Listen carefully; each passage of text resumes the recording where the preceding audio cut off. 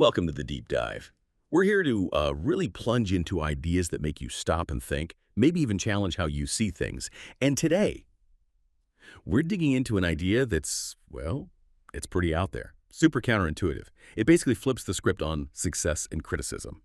Our source material suggests that, get this, hate might actually be a strong sign, maybe even a necessary sign, of achieving something real. So let me just ask you, right off the bat, we're always told, avoid negativity, steer clear. But what if that criticism, the shade, even the outright hate you might get, what if it's not a sign you're messing up? What if it's actually a signal that you're, totally crushing it? I know it's a hard one to wrap your head around. Our first instinct is usually, wanting people to like us. It really is. It goes against the grain, doesn't it? And that's exactly what we want to do in this deep dive. We're going to unpack this really bold idea from our sources. The core of it is, if you're not being hated, you're not doing anything important. So can hate genuinely be a mark of achievement? Or maybe even, like the sources say, a kind of free marketing? It forces a total rethink on facing opposition. Okay, let's dive right into that uncomfortable truth then. The material hit us with it pretty early on. It's suggesting hate isn't for everyone. It's almost like safe for people who don't just blend in. Why? Why does it claim hate comes from standing out, not fitting in? Yeah, it's a striking point. The basic idea is, well, there's safety in the crowd, right? Our sources really hammer this home. Nobody hates the man who blends in, who stays quiet, who plays safe. And it makes sense if you think about it. If you're not making waves, just going with the flow, you don't really attract strong feelings, good or bad. The material says, you don't get hate for being average. You don't get criticized for sitting at home, eating chips, scrolling TikTok. Seems pretty obvious when you put it like that. It's a specific kind of visibility that triggers this reaction. Hate, in this view, it only really shows up when you rise, when you actually dare to be different. It's almost like a toll you pay for breaking out of the mold. That's such a clear way to put it, the safety of blending in. It really makes you think about times you've seen it happen, doesn't it? Someone steps up, tries something new, achieves something, and boom, suddenly the critics are there. Have you noticed that pattern, maybe in your own life or just watching others? It's like their success switches on some kind of negativity magnet. Oh, absolutely. Once you start looking for it, you see it everywhere. The minute someone genuinely starts to pull ahead or make a real difference, that's when the whispers start. Or even, loud criticism. It kind of proves the point, right? Doing nothing. It doesn't usually stir up much passion. But taking bold action, that nearly always does. Okay, so if hate isn't aimed at the average person and it pops up when someone starts achieving, that leads to the next big question. Where does it actually come from? The material we're looking at suggests there's a real, almost psychological thing going on. What's the mechanism it points to? Why do people react so negatively to other success? Right, and this is where it gets really, really interesting. The core argument is, the moment you break free from mediocrity, you shine a light on other people's insecurities. So it's not always about you personally or even what you did. It's about the reflection. Your success becomes this sort of uncomfortable mirror for someone else. It shows them maybe what they aren't doing or the fears holding them back. And the source material gives some really vivid examples of this, like the person who's hitting the gym religiously at 6 a.m. The source says they get called obsessive. By who? By the person hitting the snooze button, right? It's probably not real concern. It's more like the discipline of the gym goer highlights the other person's maybe lack of it. Or the person making real money. They get labeled greedy, often by someone maybe stuck in debt. Well, again, one person's success seems to just illuminate the struggle of the other, and that can breed resentment instead of, say, inspiration. And maybe the sharpest one, the person who speaks the truth with confidence. They get called arrogant, usually by someone more timid. The confidence just throws the other person's hesitation into sharp relief. These aren't really objective critiques, are they? The source suggests they're more like projections, people projecting their own stuff onto the successful person. That idea of projection. Oh, wow. It completely shifts how you might interpret criticism, doesn't it? Makes you wonder how much of what feels like a judgment on you is actually about the other person's internal world. And the analogy the material uses is brilliant for this. It says, the taller the building, the stronger the winds. And then the stronger your presence, the louder the noise around you.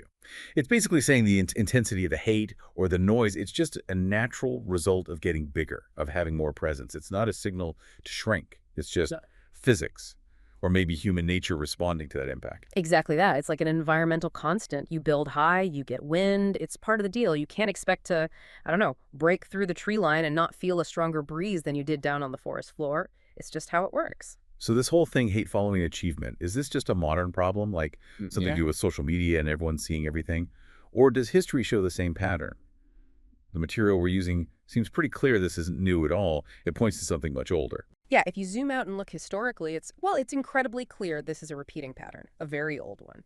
The sources make a really strong case that every great leader, every empire builder, every icon was hated. This wasn't invented last year, it was part of their story. Think about figures throughout history. Ambitious conquerors, check. Innovators with wild new ideas, definitely. Even prophets challenging the way things were. All of them faced huge opposition, ridicule, often just pure hate. And the reason given in the source material is pretty profound. It says, their existence offended the weak. Just by being who they were, by having that vision, that courage, that impact, they inherently challenge the status quo, and they challenge the people comfortable in that status quo. Their actions, maybe unintentionally, just expose the fears or the inertia of others. And this points to a really critical lesson from history that the material highlights.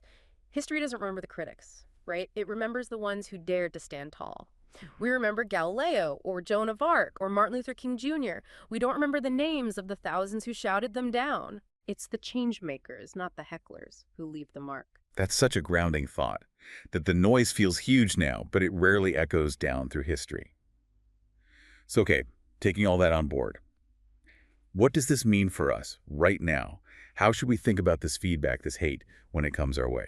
Because it really sounds like the material is saying it's not a red flag telling us to stop, it's something else, maybe even something useful. Yes, absolutely. And this reframing is maybe the most powerful part of this whole idea. Instead of seeing hate or criticism as purely negative, the advice is to see it almost as confirmation. Right.